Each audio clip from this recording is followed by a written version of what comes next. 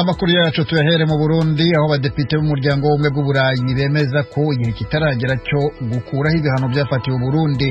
Zimwe mu mpamvu batanga kuri bo Burundi ntibwubahiriza uburenganzira bwa muntu bikubiye mu ibaruwa bandikiye Joseph Borrell Fontaine ukuriye urwego rw'ububanyi n'amahanga bw'umuryango w'ubumwe bw'Uburayi. Mugenzi wacu Desire Hatungimana i Kigali mu Rwanda aratubwira ibikubiye muri urwo rwandiko. Muri iryo kete ryagiye habona kuri wa gatanu abo bashinga amateka bamenyesha ko bamenyeshejwe ko umuryango w'ubumwe bwa Burayi uri kuraganira na leta y'u Burundi mu ntumbero yo kunagura imigenderanire n'ico gihugu. Abashinga amateka bamenyesha ko hari hapfunditswe ko bafatiye ku ngingo ya 96 y'amasezerano ya Cotonou atobahirizwa mu Burundi, ico gihugu cyari cyafatiwe ibihano bigahagarikwa mu gihe Burundi kubahirije agateka kazina muntu bugahagarika gutoteza kiremwa muntu bikorwa n'inzego z'umutekano n'ugwaruka rw'umugambwe uri ku butegetsi CNDD-FDD rw'imbonerakure. Abashinga amateka bandikiye Joseph Borrell Fontaine bamumenyesha ko abantu bacicwa ataco bazira, bakanyuruzwa, gusambanya abagore ku nguvu, kuboriza igufa abantu, guhagarikira abantu busana cyane abo mu migambwe itavuga rumwe na leta bicibonekeza cyane mu Burundi. Bamenyesha ko kuguhagarikira abantu no kubafungira ubusa bituma amabohero yo mu Burundi yuzura, leta nayo bakavuga ko ataciri kwirakora kugira ayo mabahagarare. Abashinga amateka bamenyesha kandi ko mu Burundi hacibonekeza amajambo abibugwanko ashikirizwa abatavuga rumwe na leta n'inkehwa z'abarundi agashigikirwa n'abategetsi b'abarundi bo ku rwego rwo hejuru guhera ku mukuru w'igihugu, umushikiranganje wa mbere n'umunyamabanga mukuru w'umugambwe CNDD-FDD. Ayo majambo akaba ateye impungenge abashinga amateka b'umuryango w'ubumwe bwa Burayi bafatiye ku ihonyabwoko ry'abatutsi ryabaye mu gihugu cy'u Rwanda mwaka w'igihumbi kimwe amajana 1994. Abashinga amateka baremeza ko kuganira kugira imigenderanire hagati y'u Burundi n'ubumwe bwa Burayi isubire kuba myiza ari nkenegwa, ariko mu gihe Uburundi bwo kwerekana ko ufise ugushaka ko kunagura ibijanye n'agateka kazina muntu. Abo bashinga amateka b'ubumwe bwa Burayi basaba leta y'u Burundi gufuta imitahe yahawe abamenyesha makuru n'abaharanira agateka kazina muntu bagirizwa kuba bari mu bashatse gutembagaza ubutegetsi bw'u Burundi mu mwaka wa 2015. Banasaba kandi ko amaradiyo yasambuwe mu mwaka wa 2015 yosanirwa na leta ikanakingira abamenyesha makuru, amashirahamwe nayo yahagaritswe agahabwa uburenganzira bwo gusubira gukora. Mu guheraheza urwandiko rwabo bamenyesha ko cyihutirwa ko leta yo kwaka ibigwanisho imbonerakure zitoteza abanyagihugu. Abashinga amateka bamenyesheje Joseph Borrell Fontaine ko ingingo ya 96 y'amasezerano ya Cotonou iteganya gusubira gusuzuma ko ibijanye n'agateka kazina muntu byubahirijwe, bagasaba ko iryo suzumwa riba hisunzwe ivyo bashikirije bateye amakenga bagarutse ko muri urwo rwandiko imbere y'uko umuryango w'ubumwe bwa Burayi usubira kuganira na leta y'u Burundi. Kuri uno wa kabiri Ambassadeur Albert Shingiro, umushikiranganje w'imigenderanire y'u Burundi n'amakungu, yari yabonanye na Claude Bushi aserukira umuryango w'ubumwe bwa Burayi mu Burundi. Yamenyesheje ko yifuza ko ibiganiro batanguye vyonyaruka ku neza y'abanyagihugu b'ivyo bihugu vyompi. Nayo Claude Bushi akaba wewe yamenyesheje ko igihambaye atari ukwihuta ahubwo ari intumbero vyofata. Desire Hatungimana, Kigali, Ijwi ry'Amerika. Ishami ry'umuryango w'abibumbye ryita ku buzima OMS mu cyumweru dushoje ryasohoye urutonde rw'agateganyo rw'inkingo za COVID-19 zizatangwa mu bihugu bitandukanye byo ku isi. Bigizwe ahanini n'ibikennye n'ibindi bikiri mu nzira y'amajyambere. Ni muri gahunda yo gusaranganya inkingo ku isi izwi nka COVAX. U Rwanda ruzakira inkingo zirenga gato kuri miliyoni 1. Ese ibi bivuze iki kuri icyo gihugu? Nibyo mugenzi wacu Edi Rwema yavuganyeho na Minisitiri w'Ubuzima mu Rwanda Dr Daniel Ngamije. Izi nkingo nk'uko ubivuze tuzakira inkingo zirenzeho miliyoni 1 mu cyiciro cya mbere cy'ibihugu bibonye inkingo mu buryo bwihuse biturutse mu cyitwa COVAX facility. Muri izo ngizo harimo ibihumbi 2,960 mu Rwanda rubonye za Pfizer mu bihugu bine byo muri Afrika birimo South Africa cyangwa Afrika y'Epfo, Tunisia, Cape Verde n'u Rwanda nyine. Akaba ari inkingo zitubonye nyuma y'isesengurwa ryakozwe n'umuryango w'abibumbye wita ku buzima na Gavi ku myiteguro n'ibyasabwaga byose kugira ngo igihugu babashe kubona izo nkingo. Turazibona rero mu byiciro bibiri, ibihumbi 102,960 bizaboneka mu gice cy'uku kwezi turimo mu matariki 15 hanyuma ikindi gice cya kabiri 996 kiboneke mu mpera z'ukwezi kwa kabiri. Ibyo ari byo byose umuntu ntabwo yavuga ko ari inkingo zihagije u Rwanda rukeneye, ariko ni intambwe ya mbere kuba igihugu kigiye kubona izo nkingo. Umuntu yakwibaza nk'abantu ba mbere muzaheraho mu gutanga izo nkingo ni bantu ki? Birumvikana ntabwo izi ngizi zihagije ku zo dukeneye, kuko tugomba gukingira nibura abantu 60% batuye mu Rwanda. Tukaba rero tuzakenera inkingo nyinshi.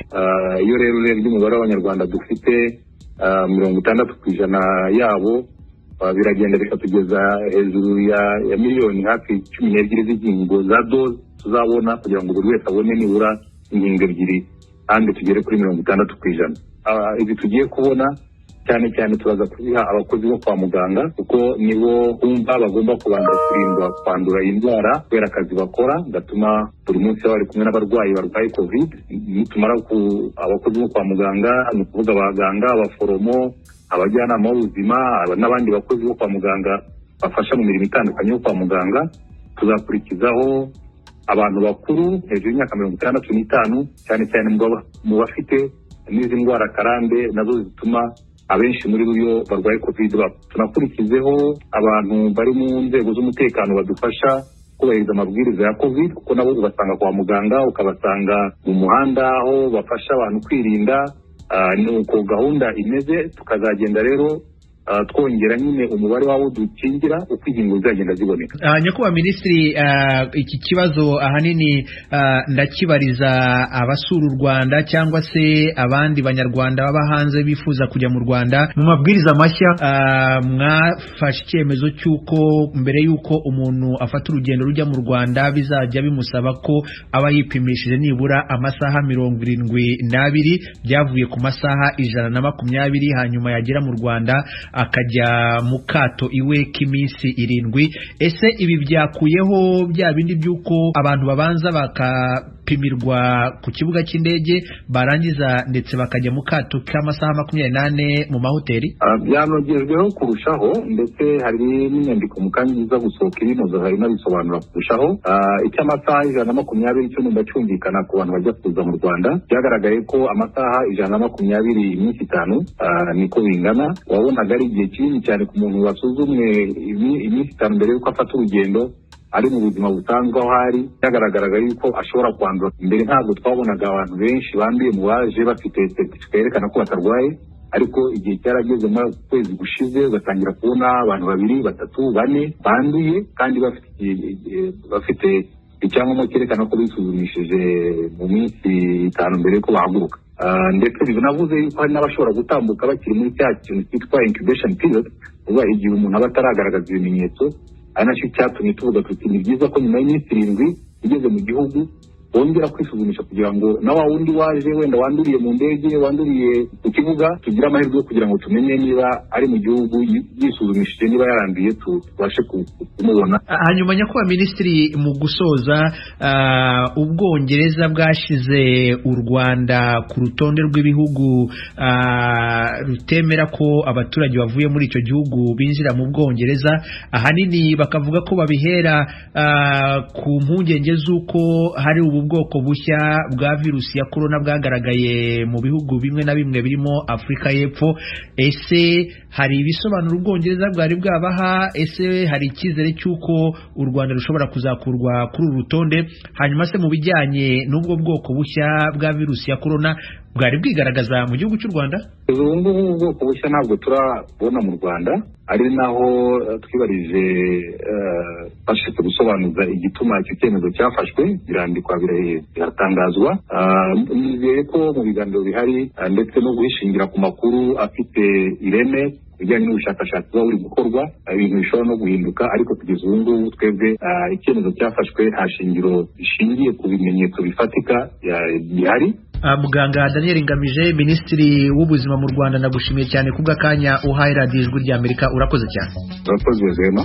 Mukomeje kumva Radio Ijwi ry'Amerika ivugira i Washington DC. Ubu tugeze mu mwanya wahariwe ikiganiro ejo cy'urubyiruko rwo mu Rwanda. Iki ni ikiganiro ejo.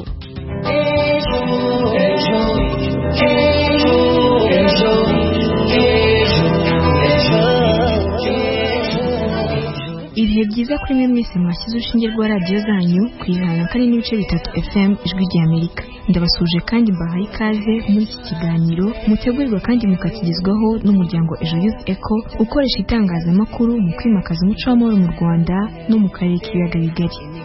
Mu kiganiro cya none tugiye kuganira ku mibereho y'abarwaye indwara zidakira muri iki gihe cya COVID-19 turebera hamwe uko bari guhangana n'ingaruka z'iki cyorezo ku buzima bwabo.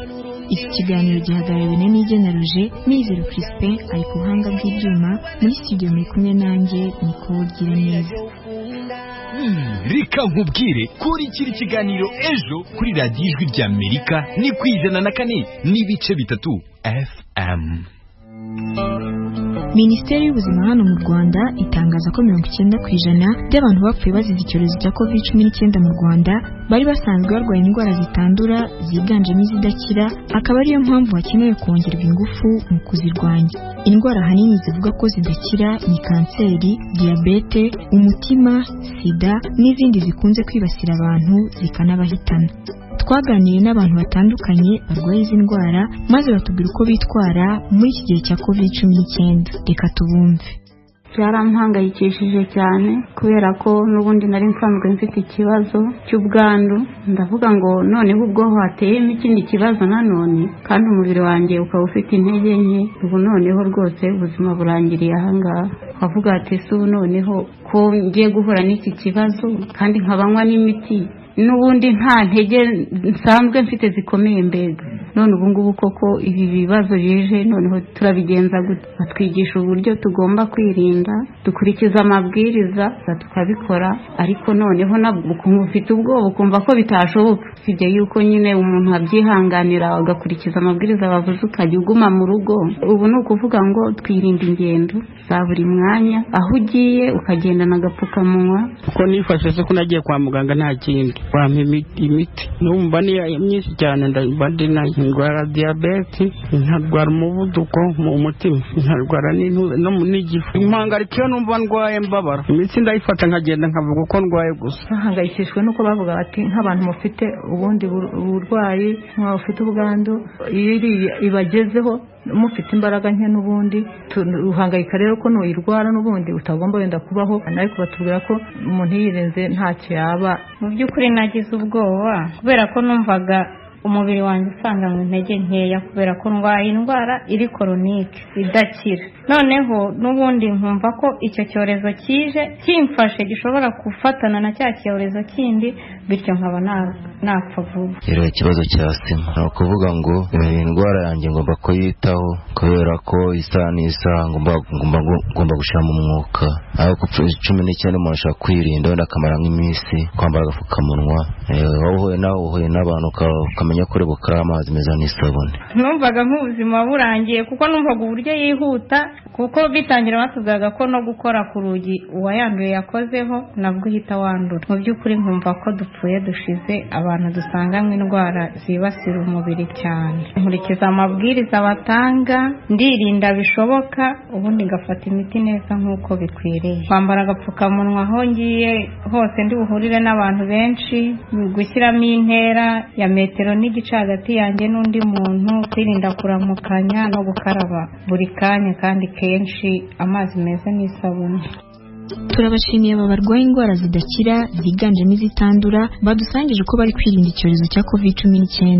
Nyuma yo kumva ibitekerezo by'abo twaganiriye, muri studio ndi kumwe na mugenzi wanjye Christelle Wikeza, akaba agiye kutugezaho bumwe mu butumwa amaze kwakira muri iki kiganiro. Christelle, umwanya ni wawe. Urakoze Nicole kumpa ikaze, nanjye bakunze b'ikiganiro mudukurikiye ndabasuhuje.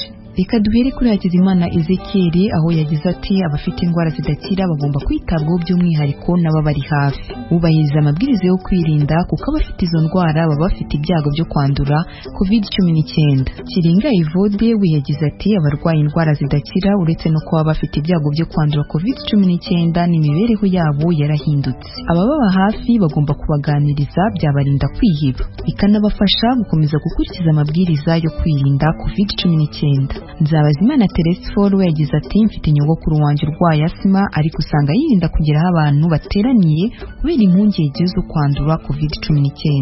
Iradukunda muri Swerere mu karere ka Musanze yagize ati abarwaye indwara zidakira ubuzima bwabo ntabwo buhagaze neza kuko bamwe batakaje imirimo yabafashaga mu mibereho. Nk'aba bana nabo tugomba kubakangurira gukomeza kwirinda by'umwihariko bakurikiza amabwiriza bahabwa n'abaganga bashinzwe kubakurikirana. Yakomeje avuga ko bajya banakora siporo bakafata n'indyo yuzuye byabafasha kugira ubudahangarwa bw'umubiri. Nyandwi Emmanuel uherereye mu murenge wa Ndera mu karere ka Gasabo yagize ati nishimiye insanganyamatsiko mukomeje kutugezaho ku bijyanye n'ibiganiro byo kubaka ubushobozi bwo guhangana na COVID-19. Nyandwi urakoze cyane. Dukomereze kuri Harerimana Jean Paul uherereye mu murenge wa Jabana aho yagize ati twebwe abantu tubana nabo dukwiriye gukomeza gushyira ingufu mu gukurikiza amabwiriza yo kwirinda byaturinda nabo bikabarinda kuko iyo COVID-19 bagezeho irabazahaza. Reka nsoreze kuri Nsengimana Eric uherereye mu karere ka Bugesera aho yagize ati uruhare rwacu ni ukubegera abafite izo ndwara zidakira muri ibi bihe tukabahumuriza aho kubatera ubwoba byabaviramo no kwiyahura. Ubutumwa tumaze kwakira bwa rubu ariko nawe udukurikiye ushobora kutwohereza ubutumwa bwawe udakomeza mbwakire. Nikori wasubirana ijambo. Iki ni ikiganiro Ejo mutegurirwa kandi mukakigezwaho n'umuryango Ejo Youth Echo ukoresha itangazamakuru mu kwimakaza umuco w'amahoro mu Rwanda ndetse no mu karere k'ibiyaga bigari. Nawe uduteze amatwi wagira uruhare muri iki kiganiro utwohereza igitekerezo cyawe kuri 0720208232 cyangwa kuri 0787581411. Mushobora no gukoresha nimero kandi mukatwandikiraho ubutumwa bugufi kuri WhatsApp. Mwadusanga no ku mbuga nkoranyambaga zacu arizo Instagram, Facebook na Twitter mwandika Ejo Youth Echo mu ijambo rimwe. Kurikira ijwi ry'urubyiruko mu kiganiro Ejo. Uwizera Alivera umubyeyi utuye mu karere ka Gicumbi urwaye igifu kidakira. Avuga ko muri iki gihe yubahiriza amabwiriza yose yashyizweho mu rwego rwo kwirinda icyorezo cya COVID-19 ngo kuko afite impungenge ko kiramutse kimugezeho cyamuzahaza. Mugenzi wacu Ishimwe Honore yaramusuye. Kamuwa simba nkabuze kaba kahari. Umwana kanjyana nawe agafata akambara. Nagera mu rugo nkakaraba agakuramo nkabika. Yewe sinkubeshya nabyumvishije ndavuga nti njyeweho ndapfa. Nakutse umutima rwose ndagira igifu n'indwara ningeraho bikampura naho byose sindapfa. Ubwo noneho nkitwara neza tikagapfukamwa bavuze sindajya nkakuramo. Nuko mugabo bahajya nkambara. Ariko indwara itazangiraho n'iki gifu ntabwo nabikira byose. Cyetse umwana wanjye adahari ko nahitamo nabagira kwifata neza bakifata neza bakajya bambara n'agapfukamunwa bagakaraba pe bakambara bakageza hano nta kindi ntayo ngewe ntayo ufite rwose no kwa muganga barasuzumye bashyizemo na bya bije bashyiramo basanga nta ndwara afite ariko nacyo kiranzengereza we. Ni imyitwarire avuga ko hayifashwamo n'umukobwa we Mukeshimana Ernestine. Tubwire uko wita ku mubyeyi wawe ndetse unabisanishe n'ubu mu gihe cya COVID-19.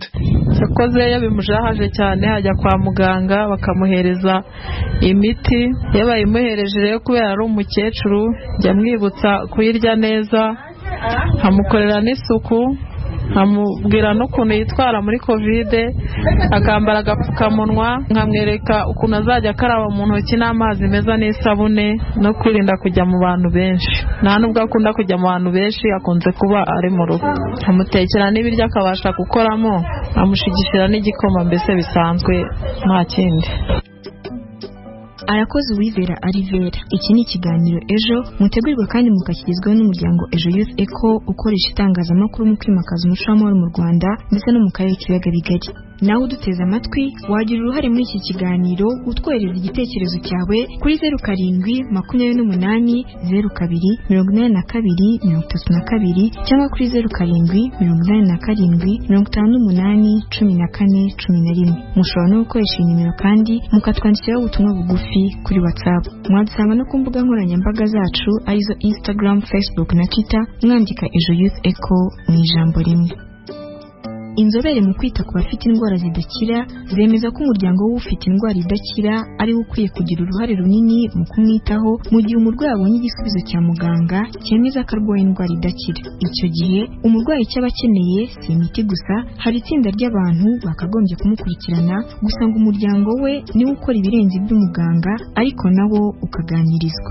zongeraho ko ufite ubwo burwayi akomeza kuba umuntu akwiye kubahwa agafashwa ibishoboka byose nubwo yaba arembye cyane. Minisiteri y'Ubuzima mu Rwanda itangaza ko ibipimo byerekanye ko virusi ya corona izahaza ndetse ikaba yanahitana ubuzima bw'umuntu usanganwe indwara zitandura n'indwara zidakira.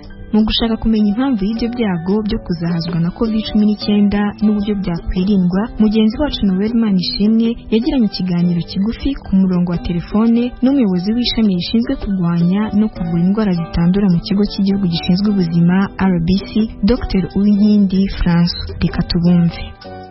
Impamvu abantu barwara izi ndwara zidakira cyangwa indwara zitandura bazahazwa cyane n'ino ndwara ya COVID-19 nabishyira mu buryo bugera kuri butatu. Icya mbere nuko byagaragaye ko iyi ndwara ya COVID-19 yibasira abantu bakuze, cyane cyane abantu bari hejuru y'imyaka 65 kuzamura, kubera ko imbaraga z'umubiri wabo zo kurwanya indwara ziba zaragabanutse. Iyo rero ibagezeho ntibabasha kwirwanya nk'uko umuntu ukiri mutoya ayirwanya. Icya kabiri nuko izi ndwara zitandura nazo harimo indwara za diabete, indwara z'umutima, indwara z'impyiko, indwara za kanseri, indwara z'ubuhumekero, nazo zigabanya cyane ubudahangarwa bw'umubiri ku buryo nabwo umubiri uba utagifite ubushobozi buhagije bwo kurwanya indwara zitandukanye, ndetse harimo n'ino ndwara ya COVID-19. Ubundi buryo navuga bwa gatatu nuko izi ndwara zitandura nazo akenshi zifata hahandi n'ino ndwara ya COVID-19 yibasira cyane, nk'ibihaha. Usanzwe urwaye asima irafata mu bihaha, nimba rero usanzwe urwaye asima ibihaha byarangiritse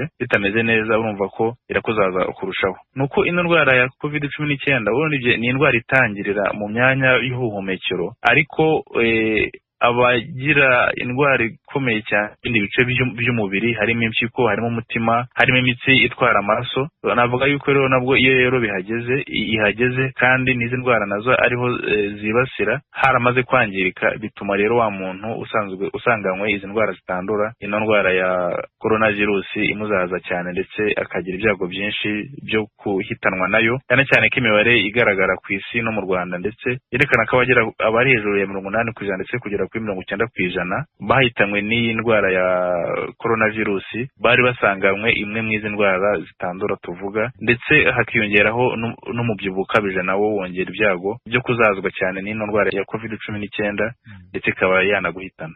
Niyo mpamvu mujya mubona no ku maradiyo dutanga amatangazo dusaba abantu babana n'izi ndwara zidakira cyangwa indwara zitandura, ndetse bashyiramo n'ababana n'ubwandu bwa virusi itera sida, yuko bagomba kwitwararika cyane muri ibi bihe, ndetse bagafata imiti yabo neza kugira ngo bagumye bagire za mbaraga, umubiri ugumye ugire bwa budahangarwa, kugira ngo nibagire ibyago byo kwandura coronavirus babashe kwirwanya neza. Muri kino gihe se cy'icyorezo, umurwayi w'izi ndwara zidakira, w'izi ndwara zitandura, yakora iki kugira ngo yirinde muri kino gihe icyorezo cya COVID-19?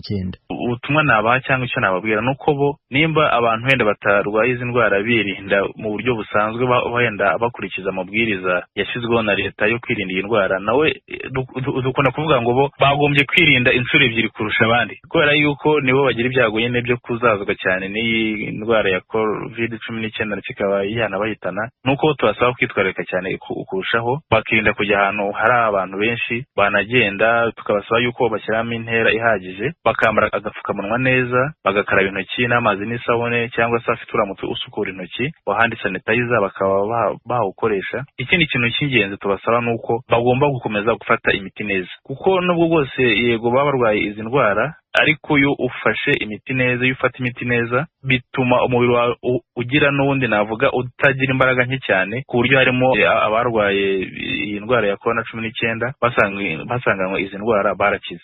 Ariko nuko abakize nuko n'ubundi bari basanzwe bafite wenda umuvuduko w'amaraso arawufite, ariko afata imiti neza, ibipimo bye bimeze neza. Uruhare rw'abakikije umuntu ufite ubu burwayi bw'indwara zidakira, bw'indwara zitandura n'urushye? Twirinda ariko turinda n'abandi. So noneho no kumenya yuko abantu babana rero n'abantu barwaye izi ndwara zitandura, bafite intege nkeya, babana n'abantu bakuze, nuko bagombye kwitwararika nabo bagakurikiza izi ngamba. Rero nuko bafasha, twaba hafi, tukamenya ko imiti yabo bayifata neza, tukamenya ko nta kibazo bafite, baruhuka neza, ndetse natwe menya yuko babana n'abantu bafite imbaraga zitari nyinshi, bakirinda kwiyongera ibyago byo kwandura, no bakaba bananduza nabo babana kandi bafite imbaraga nkeya. Noneho bakanamenya yuko amabwiriza yo kwa muganga, imiti bayifite, ibipimo byabo bimeze neza, nuba nta kindi kidasanzwe twavuga ahangaha. Arakoze Dr Uwinkindi François, umuyobozi w'ishami rishinzwe kurwanya no kuvura indwara zitandura mu kigo cy'igihugu gishinzwe ubuzima RBC.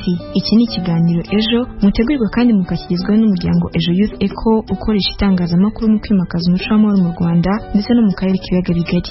Nawe uduteze amatwi wagira uruhare muri iki kiganiro utwohereza igitekerezo cyawe kuri 0728028232 cyangwa kuri 0787581411. Mushobora no gukoresha nimero kandi mukatwandikiraho ubutumwa bugufi kuri WhatsApp. Mwadusanga no ku mbuga nkoranyambaga zacu arizo Instagram, Facebook na Twitter mwandika Ejo Youth Echo mu ijambo rimwe. Nshuti bakunze b'ikiganiro ejo, tugeze muri wa mwanya wo kumva ikinamico Sigasira. Turagaruka mu kanya dukomeza n'ikiganiro.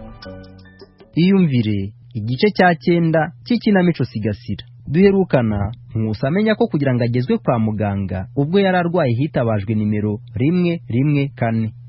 Ruzinda nawe yari yasezeye akazi. Bimeze bite ubu? Wicikwa.